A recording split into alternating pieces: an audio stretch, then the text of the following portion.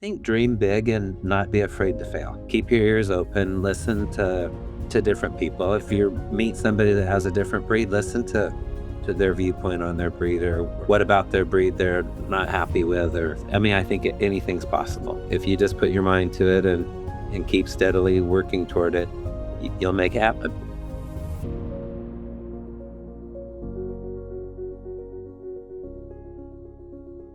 Welcome to the Better Breeder Chronicles, brought to you by Easy Whelp Premium Whelping Boxes. Elevate your breeding program with Easy Whelp. In today's episode, we visit with Bill McFadden of Random Wire Fox Terriers. Located in Northern California, Bill is one of the most beloved individuals in the sport of purebred dogs.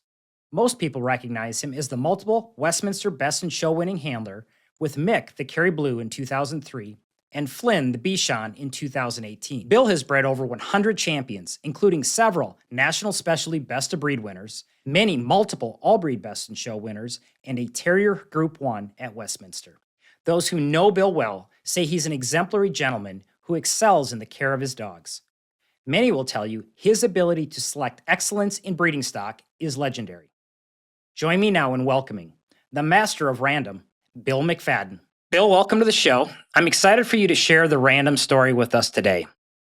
If you would take us back to your beginning, how did you get started in purebred dogs? I always had purebred dogs. I was born into a family that had a beagle. For my 5th birthday, my parents gave me a Rough Collie who I brushed every Saturday morning for a couple hours, then took it on long walks just so I could hear people tell me how beautiful he was. So when people ask me what caused me to become a handler, I kind of was showing for brags since I was a young kid. My mom was a teacher. On the way to her school was a kennel of professional handlers that bred chows, Cairn Terriers, and Irish Setters. And when I was about 12, she bought 2 Cairn Terriers.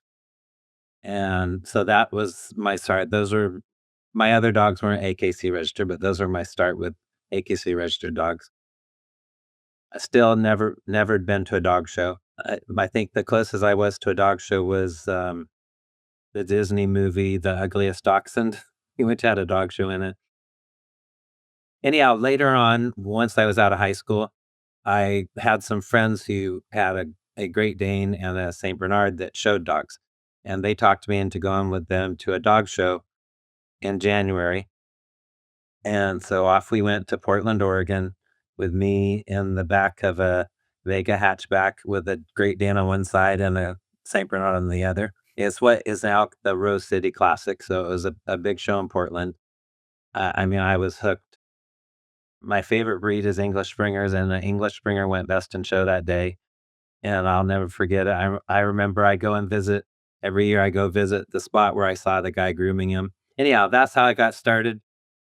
Drove home from that dog show and bought a Dog World magazine, and went through all the ads in it. The only ad that was near me was this same kennel that my mom had bought these Karens from. So I went there and I bought 2 more, a 4-year-old bitch and her 2-year-old daughter. I tried to do things the right way, but I really didn't know what I was doing. I had a member of the local kennel club told me to bring them over for her to look at, and she said they were good. They weren't, but the 4-year-old came in season, I think within the week of me buying her. Okay. So I did everything wrong. I called the people who bred her and said I wanted to breed her, and they said, "Oh, breed her to Stella Newby's dog up in Canada." So they gave me contact information. My mother drove her up to Surrey, British Columbia. She got bred, and I had a litter of 4, 3 champions, 2 best in show winners, and that's how I got started. No technique, no subtleness. It was all just in a hurry to do it because I was so hooked by the whole dog show scene. The lady that had the dog, number one, the dog she was winning with wasn't the same dog, so I didn't even breed it to the dog the breeders thought they sent me to. But she also bred Wirefox Terriers. And while I was there, she was an English lady, and She was just watching her with the dogs, especially the Wires. I just was hooked by the relationship she had with the Wires, so it kinda triggered an interest in me. So I bred Karens for quite a few years, quite a few champions, best in show winners, national specialty winners, but I always had this thought that I'd like to get into wires. I went and worked for a handler named George Ward in Michigan. I was there about a year, very homesick, came home, went back to college, and I had had the opportunity to work with some wires while I was with him, and some pretty famous wires. So I had some contact with some good dogs, and he's a legend in that breed.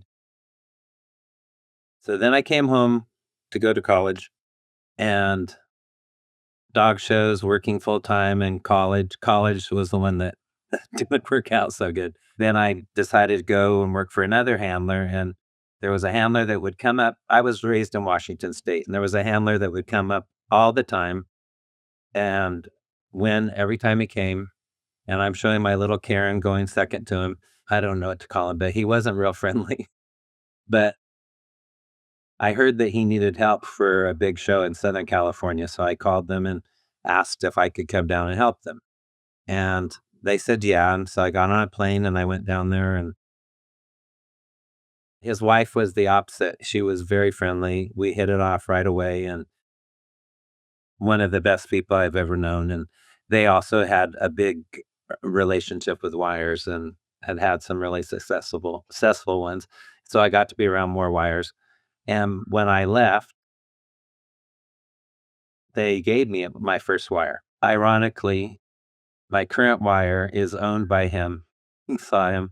So that's probably about 45 years later. He still has a little bit of a finger in my wire story. So that's how I got started. They gave me a male wire. So when I went out on my own, I moved to Northern California, and I met a lady named Rosemary Schmiel, and she had a nice little wire bitch that was out of a kennel. It was bred in the States, but its sire was from a kennel in England that was very famous. Had a dog go best in show at Crufts, and so anyhow, we ended up breeding them together. She put me on as a co-owner on her bitch, so I was a breeder of that litter. And from that litter, I also got a best in show winner, and that's how it started. And there's been plenty of ups and downs since then, but I always wonder what would happen, because I also met my wife on one of those trips up to Canada that involved the Cairn Terriers, and so I'm not sure where I would be today if it wasn't for my little foray into Cairn Terriers that turned into my lifetime with wires. So, Bill, I'm curious to hear about some of your early mentors and those individuals that really influenced you. Who were they? Well, the lady in Canada, Stella Newby, I would say she was the biggest influence on me. She was a professional handler. She was English. She had a great sense of humor, and she just loved her dogs so much, and that passion was really contagious. I wanted to have that kind of relationship with dogs. And she had come down, like, in different summers and worked for Rick Shashudian. So that, I had never met Rick Shashudian at that time, so that connection, it was still me peeking in the window of this big world of dog shows, and names like that they seemed so, untouchable and far away, and how could I ever meet someone like that? So she was a big influence, and dogs, but as a person too. She was just a really lovely person, and I would say she's my biggest influence. Then Rosemary Schmiel, that I got to co-breed that first litter with, another awesome person and really smart.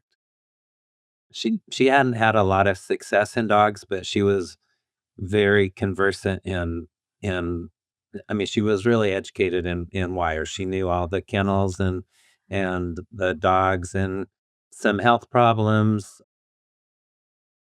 So she was really a great person to kind of work with when I was a nobody. She was just a little bit more of a body than I was, but we really bred some nice dogs, and it was a really good start. So, after you established your clear vision for what you wanted a random wire to look like, how did you go about creating your mental picture in the flesh?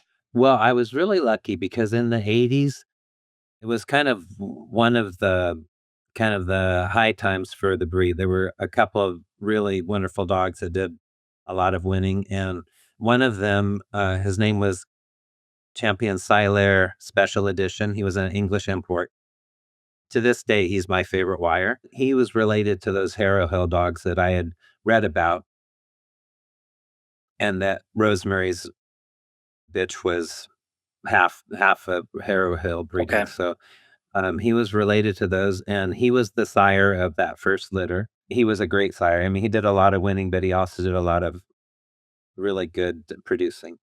And so that just, I never had the money, or I mean, I'd say money is the main thing. I couldn't just go out and buy the best wire or whatever. And the over the years, the number of people breeding wires and the large kennels have, kind of devolved to where there's really not that type of a breeding operation anymore.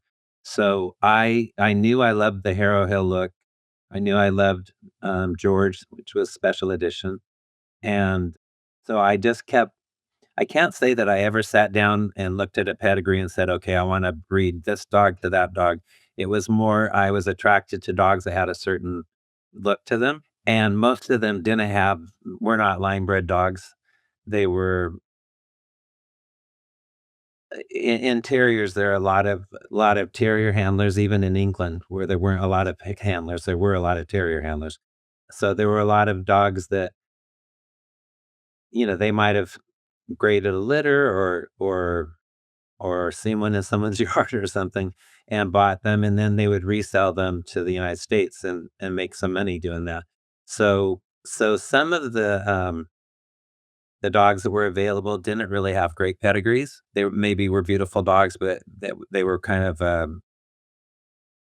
happy accident. It wasn't from planned breedings. So I always kind of felt like I was going to have to build my own pedigrees, Okay. and I have, but I can't really say how I did it because I mostly bred dogs by what they looked like. I'd breed dogs that I thought would work together. When you're doing that, were you looking to breed type to type, or was it more physical compensation between individuals? A little bit of both, but also like one of my dogs, I bred to a dog that he was a nice dog. He wasn't a great dog, but his pedigree had three of the dogs that I loved were really close up in it, and two of those dogs were half brothers. So that was really my first. That was the dog I won the group with at Westminster, and so it literally was. I probably could never have afforded to breed to any of those three dogs, but I could afford to breed to that dog that combined them all.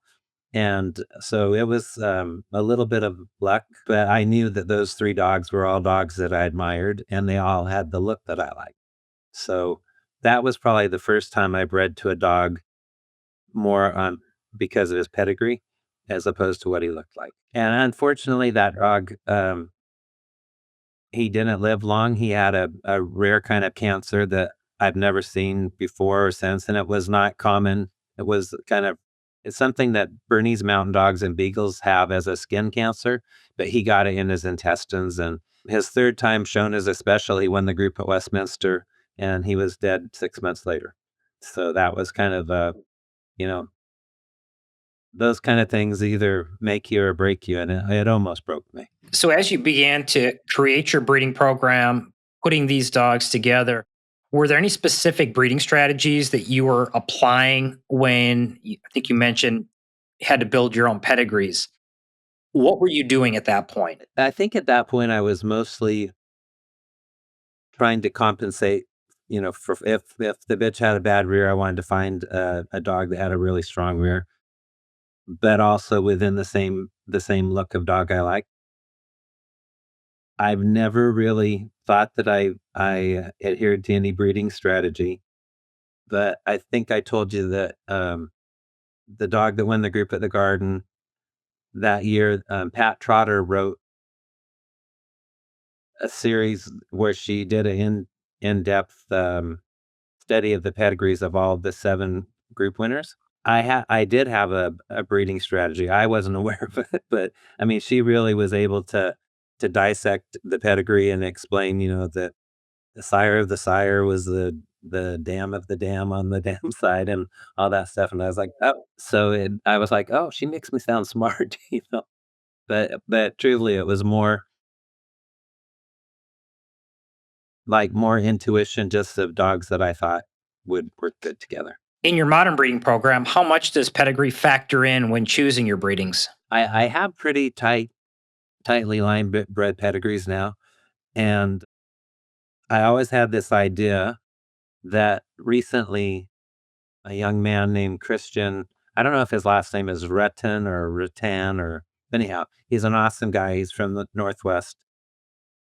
He put it into words and I felt like he just vacuumed it out of my brain because I'd never put it into those words. But he says when a pedigree, that his idea is when you play an accordion, you're constantly pressing the bellows of the accordion for it to make sound. But at some point you have to breathe so that you'll have more air so you continue to make sound. And that's what I think of pedigrees. I breed them, they're very tight, but about every 3rd generation I find a dog that's outcrossed that I can slide in there and it's just that little bit of breath so that then I can continue compressing my pedigrees. I used to think of it more as lasagna, as lasagna, noodles, red sauce, mozzarella, ricotta, whatever, but sometimes they would have a little layer of bechamel, and I used to think, "Oh, I love lasagna." I think that's my lasagna pedigree. I love the analogy of the accordion because I just think it just really makes so much sense. I'm pretty sure this is the first dog breeding conversation I've ever had that mentioned accordions or lasagna. You'd have to talk to Laura Reeves about that because most of mine have lasagna in them. When you do look to outcross, is it something you're strictly doing every third generation or so to bring in fresh blood, or are you looking to do something else with that outcross? Well, ideally, I find a dog I really love that is bringing in fresh blood, but also still, has the type I like. But it's also just literally like a breather or I don't know, like having a little bit of sorbet between courses or something. It's just to kinda give a little bit of breathing room to the pedigree so that then you can come back. And often I will find that dog and maybe breed 2 or 3 bitches to him and keep something from each of them that I can then incorporate back into my stuff. When you are looking and finding those outcrosses, do you find they're typically from the same pedigrees or breeders or programs, or is it just kind of the dog that appears at the right time for your program? I think most of them, if you were to go back far enough, they would come from the same English lines that I like. They sometimes just appear, and being a handler, it works out. A couple times they've been dogs that got sent for me to finish from overseas, and I was able to use them while they were here. I think they really basically were always dogs that I that I still appreciated. They were the type I liked. But having a totally different pedigree, at least up close, it allowed me to take that little bit of a breath in my pedigrees. Fellow breeders, see what your breeding program has been missing with Easy Whelp modular whelping boxes. From the durable Easy Classic design to the spacious Easy Classic Tall, Easy Whelp sets a new standard for premium design and performance. Their innovative models were developed for simple setup and maximum safety, with features like the integrated safety rails to protect your next generation. The smooth, hygienic surface allows for quick wipe downs to maintain a sanitary environment. And the new window walled option, which I personally recommend, provides the next level of safety, confidence, and convenience. And for our Better Breeder audience, use coupon code BB15 to save 15% on your purchase. Elevate your breeding program today. Visit easywhelp.com. Pedigree.com. So, Bill, many people talk about your ability to select quality and find excellence. Can you walk us through your evaluation process when looking at dogs? What are you looking for? I mean, I think wires are one of the most beautiful breeds. A good wire I think is really stunning. I also feel a responsibility to produce dogs that have great temperaments because the majority of the dogs I breed are going to be house pets, kids, friends, and so that's really important to me. And I don't I don't make any excuses for a bad temperament. I'm lucky.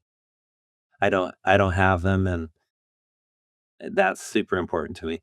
And health is important. When I started breeding, wires had you rarely found a wire that didn't have a minor heart murmur. It wasn't like a life-threatening murmur, but they were there, and I really concentrated. I didn't even realize that I'd succeeded, but my vet told me that it had been 25 years since I had a heart murmur, and I was like, okay, well, we're still gonna keep paying attention to it because it just seemed to me that any kind of a health weakness, if you just kept reading it together, was eventually going to make a a bigger weakness or a weaker weakness, however you want to say it. So those two things are important. The beauty. I mean, there's lots of things that are beautiful about dogs, and they don't always translate to the show ring. But I do. I like to look at dogs when they're about 8 weeks old, and then I like to kind of just forget them until they're past 5 months because they at 8 to 10 weeks old, the profile or the proportions they have generally come back when they're older, but they go through some stages. Let's just put it that way. So I usually run on a few maybe two puppies out of a litter. Wires 4 or 5 puppies is a normal litter, and then I kind of just let them grow, keep my eye on them, but I don't overanalyze it. I just wait until they grab me again. And usually it's a little after 5 months, they start coming around. And I'm like, oh, I knew there was a reason I kept you around. If you could describe for us what a random Wire Fox Terrier looks like. I mean, just in basic terms, I like in almost every breed, I find outline to be really important. So I don't like dogs that have soft top lines or anything that affects the outline. And I like the outline to maintain itself when they're moving or standing. I love beautiful heads, and wires have long, narrow heads also. But sometimes we get so concerned about how narrow it is or how flat it is that to me, beautiful eyes go in a beautiful head. Like if the eyes are too wide apart, it's usually because you have a wide back skull. And if the eyes are too close together, you might have too narrow a back skull, and you get a little Picasso-y where the eyes, they have to get in there somehow.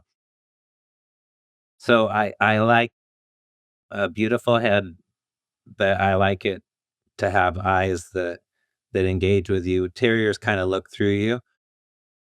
They're always looking for something to do because their job, it was pretty much something they had to do on their own. They weren't told to go do something. They just had to go find their prey. So I would say those things. I like a nice moderate sized dog. I don't like anything overdone. I kind of avoid dogs that if people speak about how long the neck is or whatever. I don't like dogs where one thing stands out more than the other. I like a nice balance, and so I think that would be it. Covered with a nice hard coat, and that's it. How would you say a random Wire Fox contrasts with the general breed type we might see in the ring today?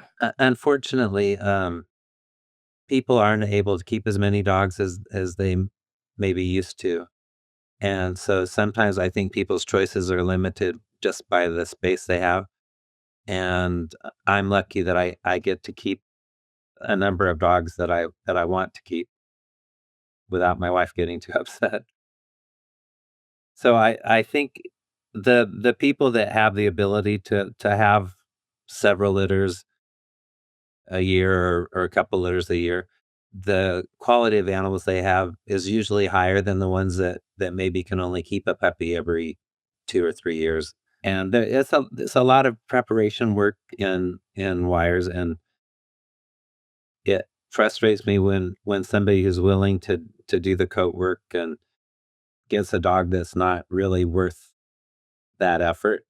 And I always wish that they could get a better dog, because when you put that much time and effort into grooming a dog, the success helps through those lonely hours trimming, pulling hair. There's a lot of good wires. We were just at our national specialty, and there were some beautiful dogs there, and so, it. I wouldn't say our breed is in a great spot, but it's mostly based on numbers, both of dogs and of breeders. They're just both are in the decline. So Yeah, unfortunately, that's a common story with many breeds today. yeah, it is. It's hard, and so I'm happy with the dogs I breed, but it's always nice to see someone else with a dog that you like too, because it's no fun to compete against dogs that aren't good. If you win against good dogs, it feels a lot better than winning against average dogs. So, Bill, I'd like to learn a little bit more about your most notable dogs and the part that they've played in the random story. Who were they? It's hard to narrow them down. It's like picking out, your favorite child. But my first champion, her name was Champion Random Request. She was a Best in Show winner. I loved her. She was beautiful. She was a beautiful dog to look at, but she was also a really beautiful dog to live with. I don't have the best memory. She had champion children, but I do not remember specifically. But she was just she really helped get me going on the right road. And she was sired by a dog that's my favorite wire of all time. So she was important in my early start, and I felt lucky to have her. She was born in, I don't have the date exactly, but I think it was maybe around 85. I had other champions after that, but my next dog of note was a dog named Champion Random Reaction. And I spoke about him a little bit before. He was the reserve queen of every specialty I showed him. If there were 3 dogs, he was reserve. If there were 20 dogs, he was reserve. And I just thought he was so beautiful, and it was frustrating, and I thought it was because I couldn't groom him good enough and all these things. My wires tend to change a lot after 2. Even dogs that were beautiful puppies, I look at pictures of them when I thought they were so beautiful at 6 months, and then look at a picture of them at 3 years, and so much has changed with the muscling through the neck and shoulders. And he turned 2, his first time shown, but I had managed to finish him. His first time shown as a champion was at the national specialty at Montgomery, and he won Best in Show under a great breeder from Ireland named Harry O'Donoghue. His Blacktail kennel is probably the most successful kennel worldwide. He had a distinct type of dog. I was a big admirer of his dog, so that win was really incredible to me. And as I walked in the ring that day, Rick Shashudian was sitting ringside watching, and he called me over. So I literally walked across the ring, and he stood up and shook my hand and told me how beautiful he was. That was before we started judging. So that was kind of a surreal moment to, you know, my initially meeting someone that had worked for him, and then to actually have him know me well enough to call me over and give me a compliment was really cool. So he won best of breed that day. And then he was shown another weekend. He won 2 groups, the Golden Gate Kennel Club, and then the 3rd time he was shown, he won the group at Westminster. I thought he was beautiful. I thought he was wonderful.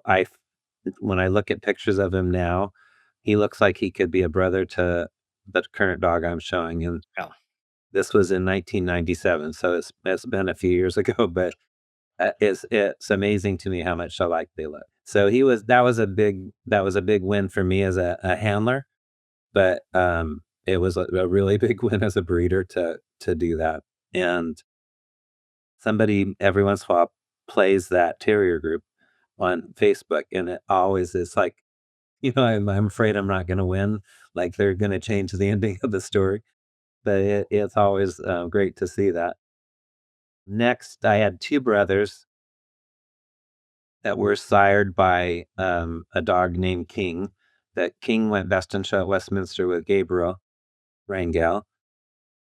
I had judged him in Scotland and gave him his 3rd ticket. I mean, George is still my favorite wire, but King's a close second. The day I gave him that ticket in Scotland, I mean, I could barely keep my mouth shut. I was just like, when he walked in the ring, I was like, "Oh my god." He was a beautiful dog, and so I was the first person in the United States to breed to him when he came. I think I bred to him before he came. I think I must have got frozen semen. But anyhow, I had 2 brothers. One that was my pick of the litter, an old handler saw him as a puppy down at Great Western, which is a big terrier specialty in Southern California, and he just went crazy over him. I went reserve, but he was just went crazy over him, and I ended up giving it to him, and he lived with him for a while, and then his situation changed, and I ended up getting him back. He was a really good sire. His brother that I kept, the one dog's name was Random Recommendation, and the brother was Random Reconsideration because he wasn't my favorite, but the older he got, before I named him, I was like, maybe I should reconsider this dog because he was really a beautiful dog. So I had him, and he's been used a lot. They both are great producers. Reconsideration, I sent him down to Australia for a couple years. There's a good breeder down there that was interested in using him. He's been super important, produced a lot of champions, and both of those dogs, I was so lucky to have them and have them be good producers. We have a disease that has was in wires for a long time that finally got identified, and it's a simple recessive, and so both of those boys were clear. And the father wasn't. So they were really beneficial to a lot of people for breeding because they were clear. He won the national specialty at Montgomery, Okay. and they were both group winners. And neither one of them had a best in show, but neither one of them really had a campaign. Sometimes it takes a while of knocking on the door before it opens. But I really felt lucky to have them because I loved their father so much, and then to have 2 really beautiful dogs sired by him. It felt really lucky, and a lot of people use them, and that works out good because then if they have a little different pedigree, I can breed into that, and it's only like half of an outcross. One of them, recommendation sired a dog, a very famous fox terrier man named Geir Pedersen. He was originally from, I always think Sweden, but it might have been Norway. Anyhow, he ended up in the United Kingdom, had a lot of success with his wires, and then finally moved to this country. Wasn't breeding so much once he moved here, but was a real just a supporter of the breed and very outspoken and if you asked his opinion, he was gonna tell it to you. You better make sure you wanted his opinion. And I sold him a bitch. His wife was sick, and he ended up having to give me the bitch back, but I left his name on her, and when we bred her, they have his prefix on him, which was Luline, which a very famous, fox terrier kennel, and that dog's name was Luline Repercussion at Random. A friend of mine in Sweden saw a picture of him when he was 4 months old, and she asked if she could have him for a while. So, got his championship, beat his grandfather at Orlando, won the breed there, and I sent him to Sweden for I thought for a year. He was beautiful, but he was also a great, great dog. I mean, I had a girl working for me named Kate Murray that he was kind of her pet. I mean, I've never let a wire loose ever, and she would have him running loose at dog shows, and he really got treated like a dog, like a pet, not like a show dog, and it paid off. He was a wonderful, wonderful dog. But Agneta fell in love with him, and every time we talked about him coming back, she would, like, "Well, do you really need him? You can't. You're not gonna be able to show him. You have your clients' dogs to show." So, long story short, I left him with Agneta in Sweden, and she did some lovely winning with him, and he produced some nice dogs, and I mean, he was just a beautiful dog. He could have had a great career if I was, or if somebody was able to show him in the United States. He could have had a great career, but because the breeding, there's just not that many kennels in the world anymore, so it feels a little bit, like we all have to be a little bit generous about allowing our dogs to get shared a little bit because, maybe something good will come of it if we all work together, and I don't regret letting it, Agneta have him and love him, and she's such a did such a beautiful job with him, so I was really proud to watch him from afar. The next one on my list is a bitch named Champion Random Rumblebee. She was really the first of my wires that got campaigned, and she didn't get campaigned that much because I gave her to my good friend Fan Yu, who had come over and worked for us a couple times. He was from China, and then he ended up moving to the United States and brought his lovely wife Amy with him. And he asked me one time if I thought he bred Bichons in China, and he had one of my wires in China and did a lot of winning with him. But he asked me one time if I thought he could ever win best of breed at Westminster with a wire or a Bichon, or best of breed with a wire at Montgomery. And he's like the most insanely talented person with anything. I mean, dogs, dancing, skateboarding, singing. He's an artist. He's an amazing sculptor. He's just he's just a rare, like, little creature that got dropped down from the heavens. He's just like amazing. So I said, of course, you could win anywhere. You'd have to have the right dog. So I ended up giving him Rumblebee, and her call name was Bee, and it was so much fun watching them because she was a total pet, like a house pet, like run on the beach, go out swimming in the ocean, total pet. Something that I had never been taught was something you could do with any kind of a coated terrier that you work so hard on those coats. And she ended up winning. I think she won 12 best in shows. And for the first 2 months of 1 year, she was top dog all breeds for 2 months. That wasn't something that Fan could keep up because he makes his living as a sculptor, so he could only show her when he could. But she won the breed at Westminster, and then she won the breed at Montgomery County at our national specialty. I don't think I've ever enjoyed anything any more than that. Just watching him, he's such a great guy, and their relationship was so great, and he always had her looking so good. So that was really a highlight for me and for wires because I'm not, as you can see, I'm not that techie, and I'm not that involved on Facebook.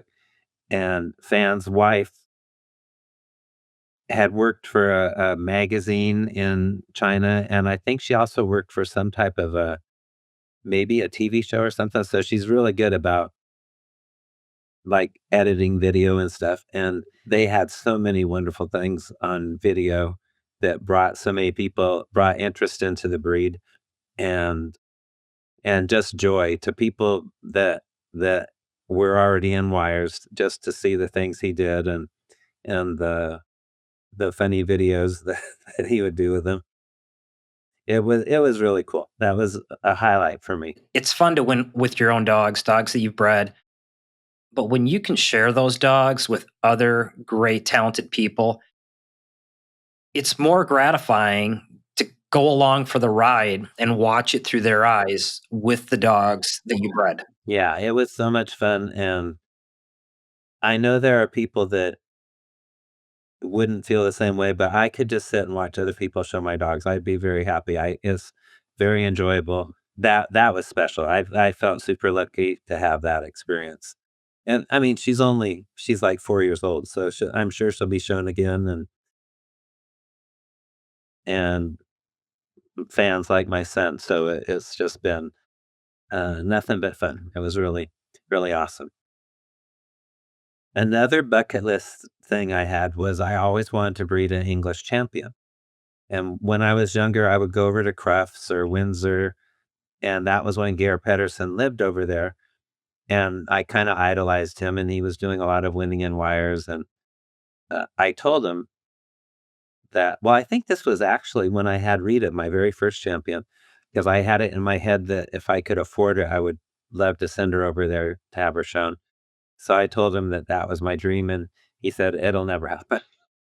It's like, I was like, "What do you mean it will never happen?" Because I took it to mean that she wasn't good enough or whatever. It was just a very tough playing field over there. A lot at that time, there were still several big kennels and people who had a lot of clout in the breed, and when Gare moved to England, he had to really, really fight to get his toehold in fox and wires, but also in the terrier group. And and he did, and he became very important over there. But he wasn't trying to be mean. He was just being realistic. Like that's never going to happen. So I still had that dream of having an English champion, but it was kind of way on the back burner. Like those things that were probably never going to happen. And I had sent a dog named Champion Random Reliant, who was sired by recommendation, to a friend in South America, and he he did some really lovely winning with him in Argentina, and I don't even know everywhere he was shown. I tried to keep up, but he was shown in a lot of different countries, and including they took him and showed him in Europe. He won best in shows in Europe. They showed him in, I want to say, Saudi Arabia. I mean, there was one time they were going somewhere that I was like, I didn't even know they had dog shows there. And so the last time that he showed him at Crufts this past year.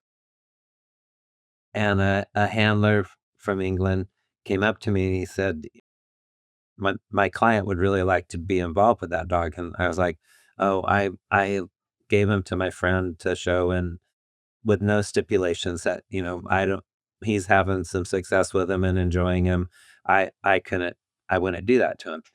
And within maybe 10 minutes, my, my friend's mother who called and was like, "Bill, we didn't know how to tell you this, but this is his last dog show. We've done everything we can do with him.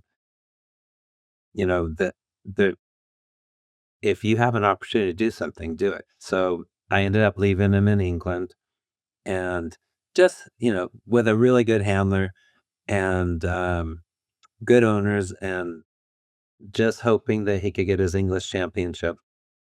And he did. He got his English championship. He won best in show at the Scottish Kennel Club. And I mean, it's silly as long as I've been doing this that I could get so excited, but I was like, I can't believe I got an English champion. And interestingly, his sister, whose name is Champion Random Rebellion, is the mother of Riders Up that I'm showing right now.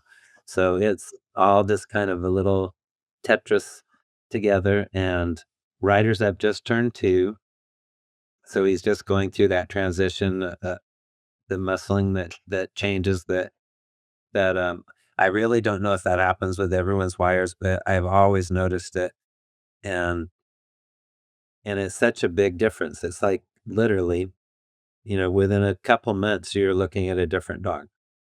So he Riders Up, his call name is Shoe, is he's won 12 best in shows. As of last night, right? Yeah, one of them was last night, and he's won the national, and I'm so excited. I have several puppies of his that I'm really excited about. He reminds me so much of Reaction. I mean, it's just bizarre that, 35 years apart, literally they look like they could be littermates.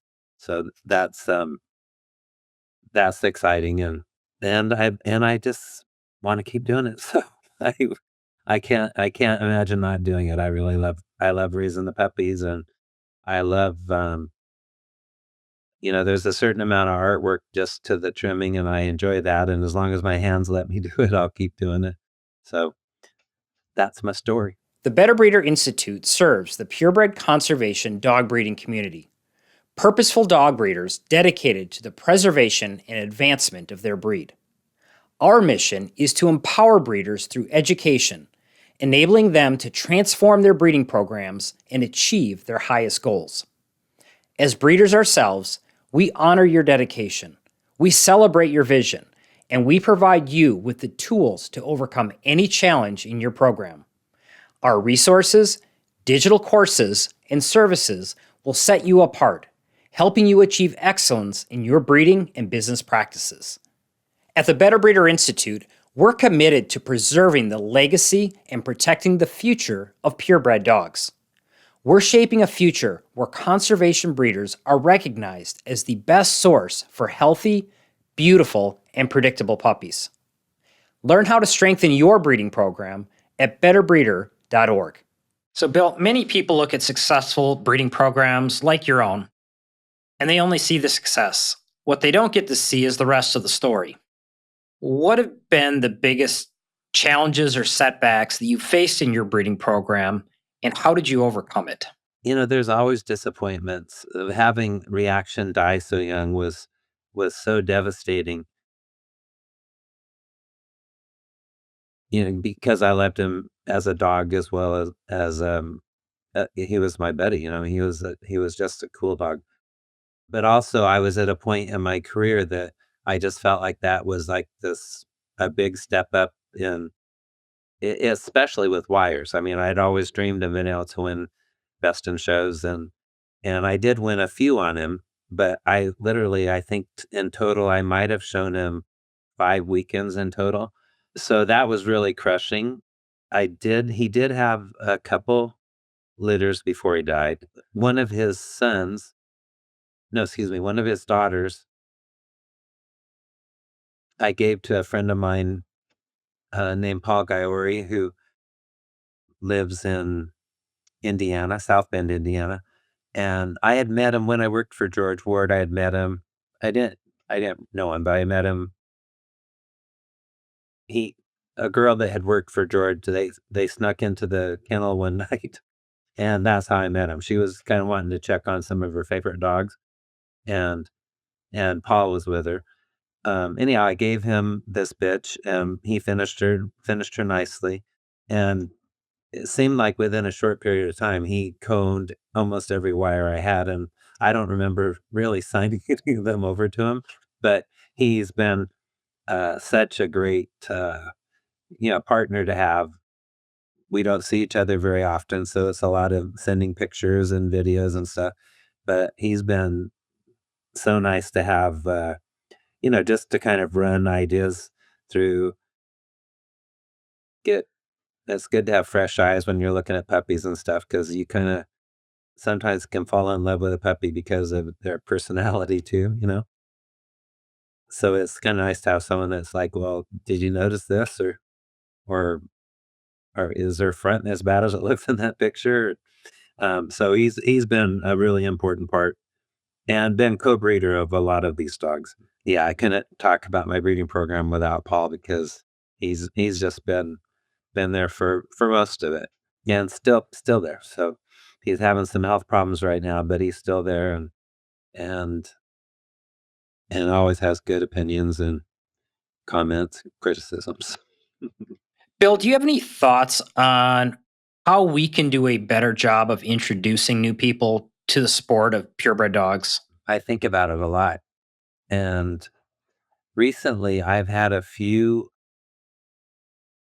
with wires. The trimming is so difficult and competitive. So it's really the hardest step for someone that's coming in to wires is getting them to put the work into learning how to trim. And it's not just the work, it's the consistency. And you can't ever just say, I'm not going to trim on you for a month and then expect to be able to go to a show anytime in the future.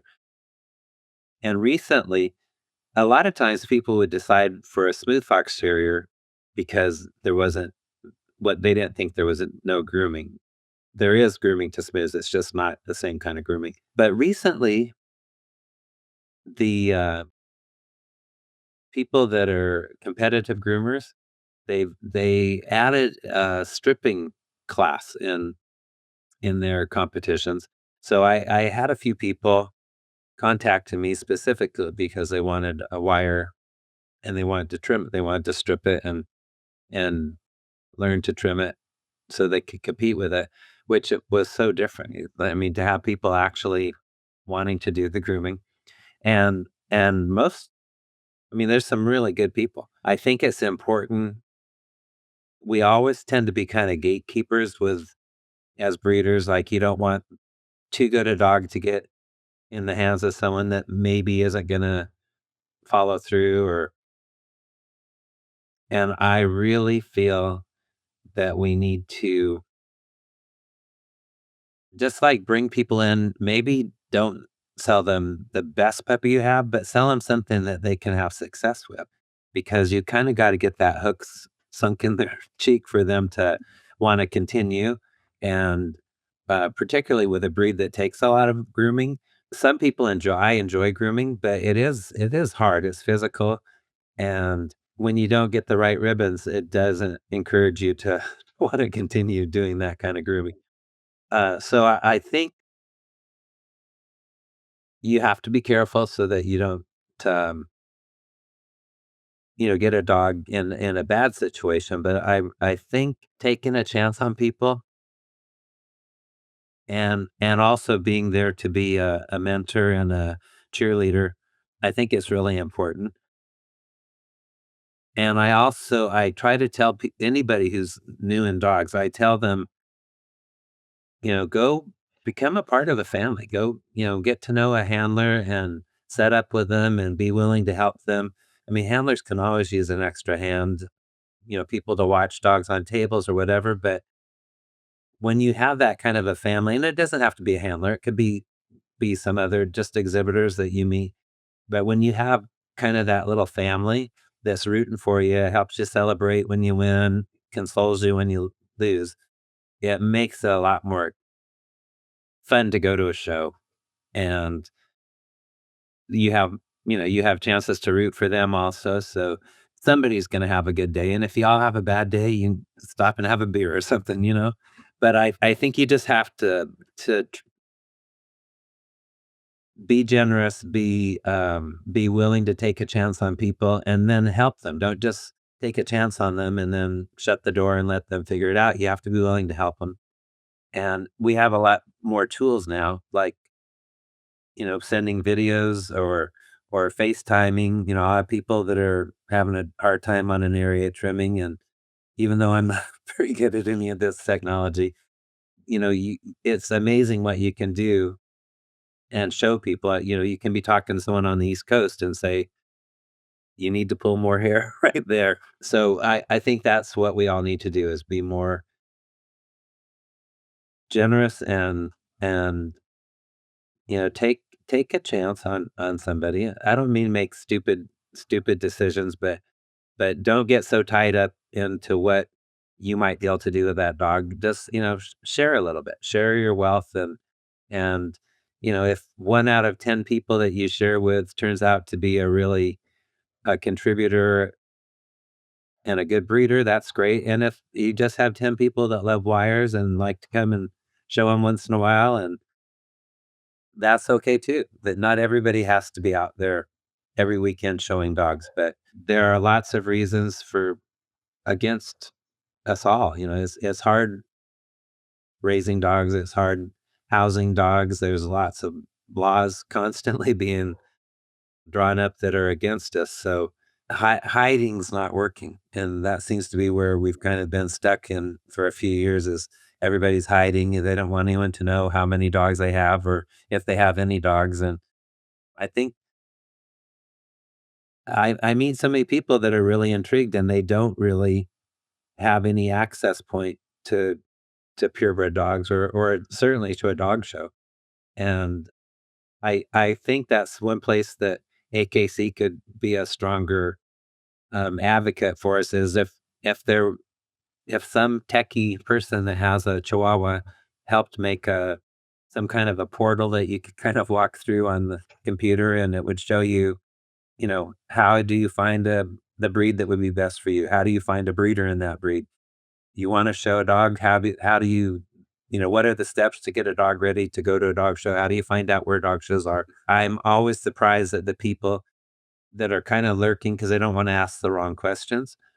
And I wish there was a place where they could go and get all the information easily. Because I think a lot of people just don't. They're not going to just go charging in someplace and say, "Ta-da, I'm here." But if they knew how the steps to take, I think that we could have a lot more people involved. Bill, I know you share one of our core beliefs that we must begin treating our fellow breeders as partners and collaborators rather than competitors and rivals. Can you speak to the importance of that mindset in our sport today? I think because this is a competition, it's really easy. I mean, we're being judged in the ring. We're being judged by people outside the ring. We're judging people outside and inside the ring. So it's easy to be looking for the faults, the weaknesses in both man and beast.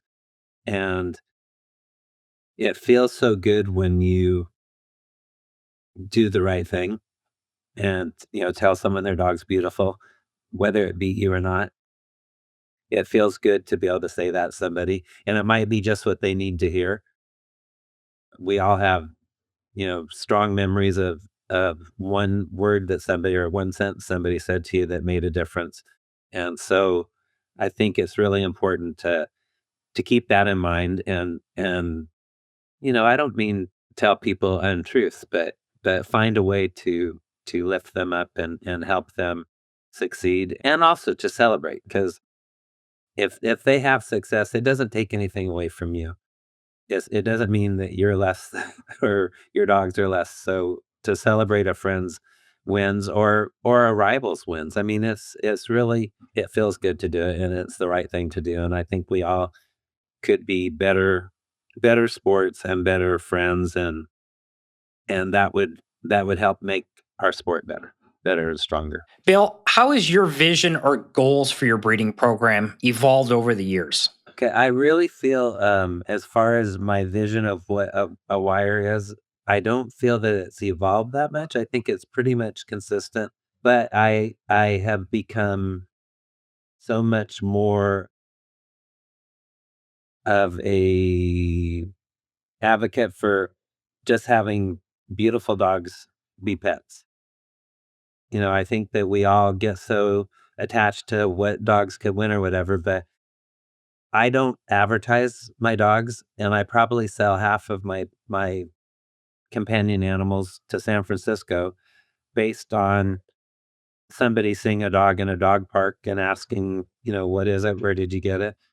And it makes me happy to know that people admire them, and sometimes it's not because they look that good. They may not really be in a great trim, but they admire the breed and the personality. And so I think I've my that's where I've changed the most, is I'm really more of an advocate for wire. They can be anything you want. I mean, I don't do obedience and rally and agility or any of those things, but I get so excited and sometimes emotional when I see a wire doing agility or something, because for a long time, I would say terriers in general, but wires in particular, they were considered to be hyper and no sense, just like go go go, and they're not. So when I see that somebody's taken the time to be smart enough to train them, because that's probably most of the problem, was that nobody was sharp enough to for the wire to give them time a day, as far as training them. But it's really exciting. I the dog, I called him Boy Boy, but the Luline repercussion at random dog, when my assistant, when before he went to Sweden, one day we were at a show up in Idaho, and they were doing Fast Cat right behind our setup. There was a horse race track, and they were doing Fast Cat, and she was like, "Can I do Boy Boy and Fast Cat?" And I was like, "What?" And she said, "Can I do him in Fast Cat?" And I said, "Don't you have to let them go?" And she's like, "Yeah, but he'll be chasing something, so he'll be occupied." And I'm like, "I don't think so." And she said, "I know he can do it." So I let him do it. He was a total dork. I mean, he didn't do it fast, but he had the biggest smile on his face, and he was just donkey donkey donk doing this Fast Cat. And it made me so happy to see all those dogs. I mean, I was happy to see him do it, but to be set up where I had to watch that for 2 days, I could not believe how much those dogs loved doing that, and the people too. I mean, it was just like a big family. Everybody was rooting everybody on, and I think that it's really important that, as show people, we don't lose sight of the fact that the majority of their life is gonna be spent as a pet. There's no matter how good the dog is, you're looking at 2 or 3 years of showtime, and 12 or 13 of just being somebody's dog. So that makes me happy to see people love, wires, and have fun with them, and do different things that I never would have dreamed of doing with them. And so that's probably where my viewpoint has changed the most over or evolved over the years. Elevate your breeding program with Easy Whelp Solutions. Easy Whelp's innovative modular whelping boxes set a new standard for premium design and performance. Their washable, eco-friendly pads are more absorbent than the competition, keeping your whelping area clean and hygienic. And Easy Whelp Heat Combo ensures your puppies stay warm and healthy. Easy Whelp also carries a full line of whelping products, including box liners, feeding stations, whelping bundles, and video monitoring systems. Raise the bar in your breeding program. Visit easywhelp.com today. We've touched on several challenges that breeders today are facing. Bill, what has you optimistic about the future of purebred dogs? I love to see young people, and I do see them. I hate the stories. There's kind of a narrative that there are no young people in dogs, and that narrative was around when I was a young person. I think it's just kind of a generational thing, but there are some really, really great young people in dogs. I mean, some really young, some, junior handler young. I have a granddaughter that's so into dogs, it scares me. She's so crazed about them, and not just because she likes dogs. I mean, she's crazed about the dog shows. I notice in Europe there are a lot of young people, and and I mean, they all kind of hang out with each other and they have fun, and I hope to see more of that in the United States, because particularly in terriers, I don't see as many young people as I would like, but there are some good ones. And and that goes along with what I said before, that it's important that we help those people that show an interest find a way to get their footing in the dog world, because it's not always the most welcoming. We all get intense about showing, and people invariably want to talk to you just before you're going to walk in the ring, and you're maybe nervous. And so it's important to just take the time to say, you know what, now's not a good time, but my name's Bill. Come and find me like in 20 minutes, and I'll talk to you, and help people, you know, feel welcome, because putting your hand out and saying don't come close, that's not real welcoming. And so I think that's important. And some dog shows have like an information table, which I think is a great idea because a lot of times when people come to a dog show for the first time, they don't know what they don't know, and they don't know what's proper or, can we come here? Sometimes they come out to the setups to look at dogs being groomed, and sometimes they have the wrong idea. They think a dog show is to show the dogs to them, you know, or for sale, that the dogs are all for sale. So, let them know that I'd love to talk to you, but right now I'm super busy and super focused. So come back in a half hour or whatever. I think that's really important.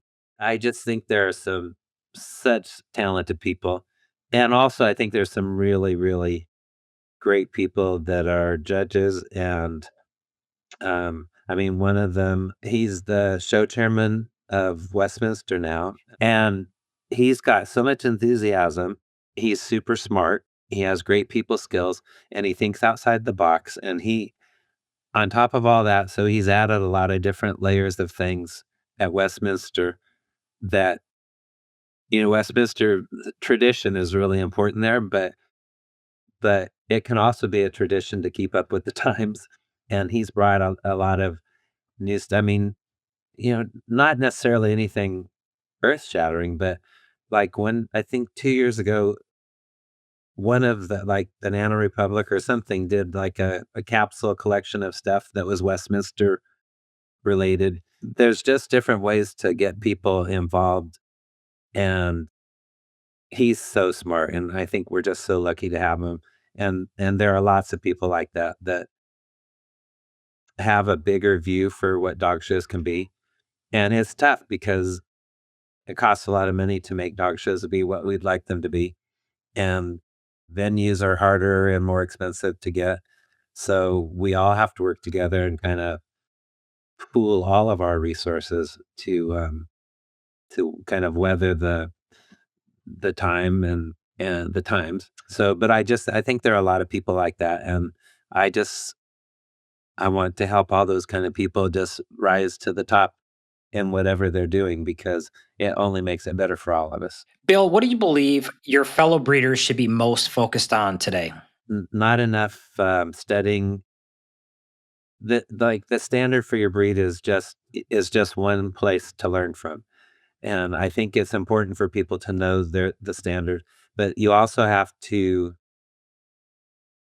read, supporting information, books from around the time the standard was written and on to really know a breed and talk to people. I mean, we're really lucky. Wires are pretty healthy. So there's not, and like I talked about before, the having the marker for this one disease, I was so happy that it was used as a breeding tool and not as it wasn't weaponized, it's like it seemed like worldwide people just right away took took it to heart and used it for to make breeding decisions, and it really made a big difference.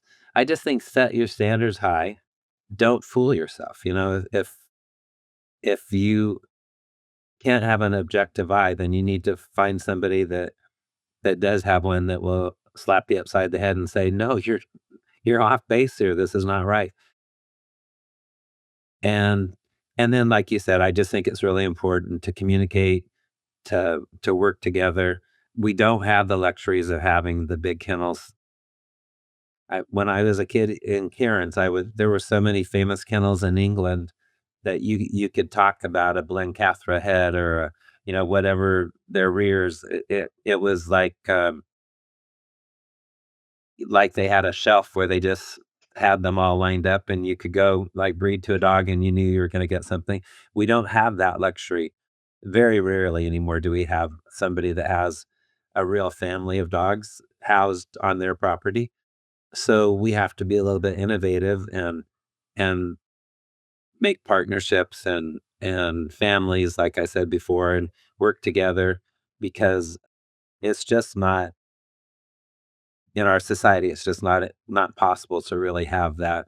When they talk, it's before my time, but when they talk about kennels of 100 dogs, it's just mind-boggling because, I think I have 14 or 15 and just keeping them so that's a lot of work just keeping them organized, but not just the physical work, but like actually knowing other dogs, trying to run a breeding program based on really knowing those dogs. It just seems daunting to me, but also cool because you literally, you could sell a dog and you still have 99. So it's not like you're losing out on anything really. So that I think that's what's really hard is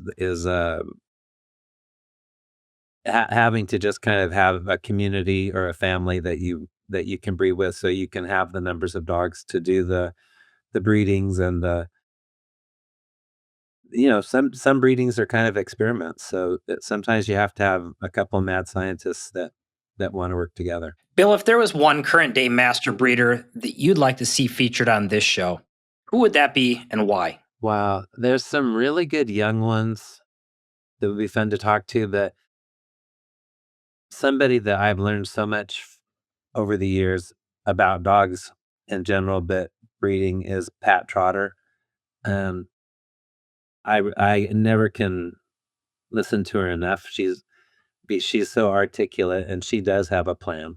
You know, she she does she has a plan. She knows what she's doing, why she's doing it, and is way more educated as far as genetics than I am. I've been trying to read a book about Mendel forever. I just I keep thinking it's like a story about him. It's not one of his scientific books. I keep thinking maybe if I liked him, that then I could understand his theories more, and I just can't get through the book. But Pat Trotter would be somebody that I think would be really interesting to talk to. I think Jimmy Moses is so knowledgeable about shepherds and has such a great memory about specific dogs and dogs that kind of shifted the kind of trajectory of the breed. And he's a good storyteller. I mean, he's somebody that's interesting to talk to. David Fitzpatrick, just like a master breeder and a cool guy and so consistent in his level of quality over the years. I mean, really inspiring to watch somebody like that. And there's lots more. I mean, I have a lot of admiration for people that create a real line, not just a couple dogs that win, but they create a real line that you can follow for generations. It's not an easy thing to do, and it's fun to watch people that do that. Is there a breeder you'd like to see featured on the Better Breeder Chronicles? Then go to betterbreeder.org/nominate to let us know. We are looking for master breeders, whether they are highly acclaimed or they work quietly in anonymity to move their breed forward. Better Breeder Chronicles puts those individuals on their rightful pedestal and shares their story with the purebred dog world. Nominate your most respected breeder today. Go to betterbreeder.org/nominate. Bill, thinking back over your journey in Wirefox Terriers with your breeding program, what are you most proud of? I'm most proud of temperaments. I mean, I really like people to love my dogs and getting pictures from people just randomly every week. I'll get some picture from someone that's just a cute picture of their wire in their life, and a lot of times I don't see if I have to ask who his parents were, but to literally have people tell you that that dog saved their life, which might be an exaggeration, but it's definitely the way they feel. I that sounds kind of sappy, but that makes me happy, and I think it's important that dogs be important parts of people's lives. Bill, to that aspiring breeder who's listening to the random story today, if there was one thing you'd hope they take away from your story that could help them in their journey, what would it be? I think dream big and not be afraid to fail. Just dream as big as you want and then go for it. And if you fail, you fail. But if you succeed, then your dreams were worth it. You created it. And I think it's possible for anybody to, just keep your ears open, listen to different people. If you meet somebody that has a different breed, listen to their viewpoint on their breed or what what about their breed they're not happy with, or what breeding systems or mechanics that make the most sense to them. Sometimes it's it's so different from the way you think, but it's good to kind of have it kind of shaken up in your head a little bit, so you have to think about things from a different perspective.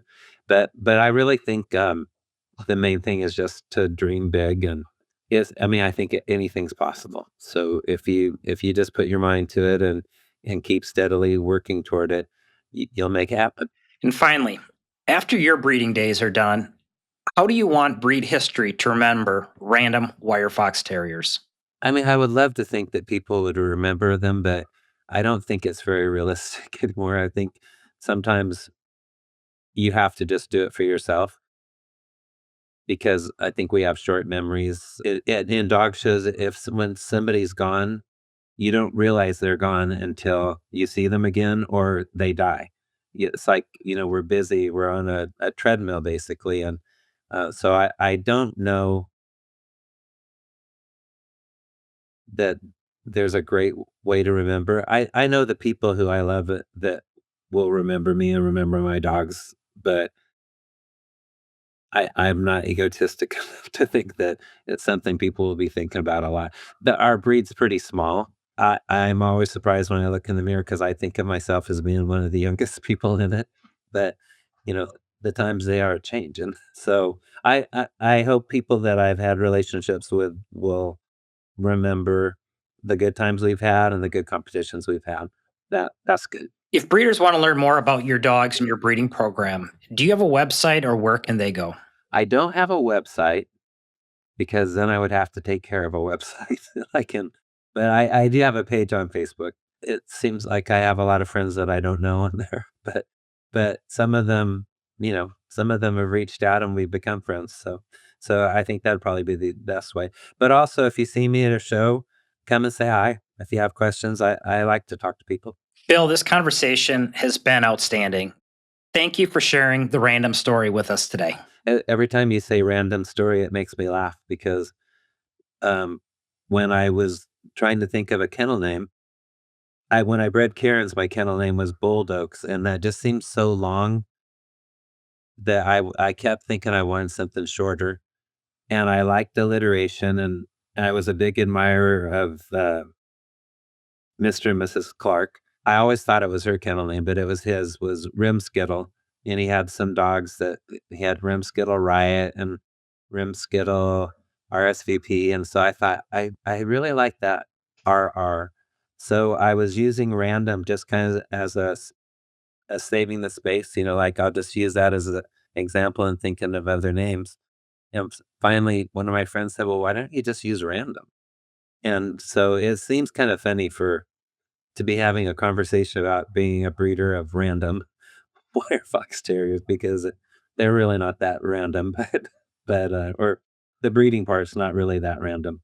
But anyhow, it's been fun talking to you too. And like I say, if anybody ever wants to talk about wires, they've got a willing participant right here. Thank you, Bill. Okay, thank you. That's it for this chapter of the Better Breeder Chronicles. We hope you found the random story with Bill McFadden captivating, and that it will inspire you to pursue your highest goals in your breeding program. Make sure to click subscribe so you don't miss the next episode. At the Better Breeder Institute, we encourage all conservation dog breeders to embrace your fellow breeders as partners and collaborators rather than competitors and rivals. With the unprecedented challenges we all face today, successful breeding programs can no longer operate on an island. Our purebred dog breeder community must come together, with everyone pulling in the same direction. This is crucial if we're going to successfully preserve and advance our beloved breeds. I'm Matt Stelter, closing the book for today. Best wishes to you and your breeding program from all of us at the Better Breeder Institute. We'll see you in the next chapter. Take care.